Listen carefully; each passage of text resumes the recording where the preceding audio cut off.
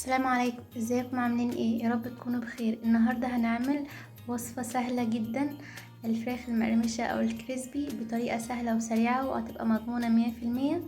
تعالى ما نشوف المقادير مع بعض. وقبل ما نبدأ الفيديو ما تنسوش تعملوا لايك والاشتراك في القناة عشان يوصلكم كل جديد. عندنا اول حاجة علبة زبادي والتوابل، ملح وفلفل وكمون وكاري وتوم بودرة وبصل بودر وبهارات سبع وبابريكا وجنزبيل ومرقة دجاج على حسب الرغبة ونص ليمونة ومعلقة كبيرة خل ومعلقتين كبار زيت.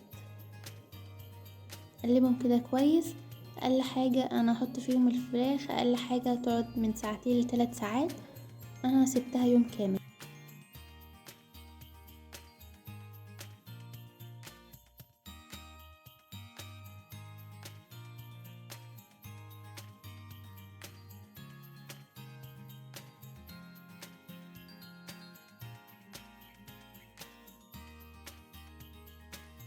اجهز بقى الدقيق، احط دقيق كمية كبيرة واحط نفس التوابل اللي حطيتها على الفراخ بس بكمية قليلة شوية، واقلب فيهم كده شوية وبعدها انزل بقى الفراخ. انا كنت مستخدمة حلة صغيرة خالص عشان الزيت يبقى كتير فيها، فكنت بحط 3 حتت كبار و4 حتت صغيرين. اول حاجة بفضل اقلبهم كده، ما بتكاش على الفراخ خالص ولا بلمس الفراخ، انا بلمس الفراخ بالدقيق، يعني بمسك الدقيق وبقلب بيه الفراخ كده. واهم حاجة التقليب كويس، تفضلي تقلبي الفراخ كده كتير كتير قوي، وتحط بعدها تحطيه في المية، مية اي مية، مش شرط يعني تكون بتلج وكده، ومش شرط يبقى فيها برضو توابل، مية عادية عادي. احطها في المية وارجعها تاني للدقيق واقلب تاني برضو، واحاول ملمسش الفراخ.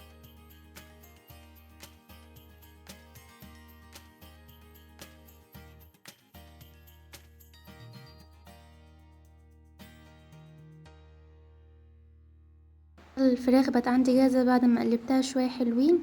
هيكون الزيت سخن.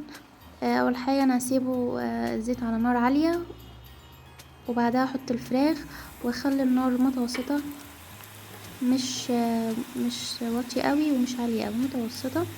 انزل فيه الفراخ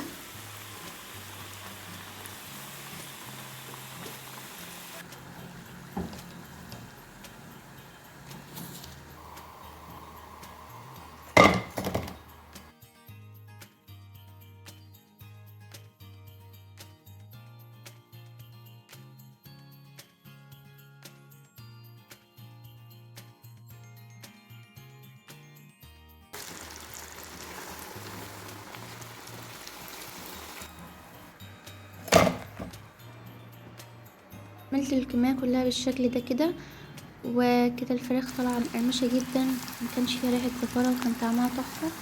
جربوها. وكده وصلنا لنهاية الفيديو. متنسوش تعملوا لايك والاشتراك في القناة عشان يوصلكم كل جديد، واستنونا في فيديو جديد. السلام عليكم ورحمة الله.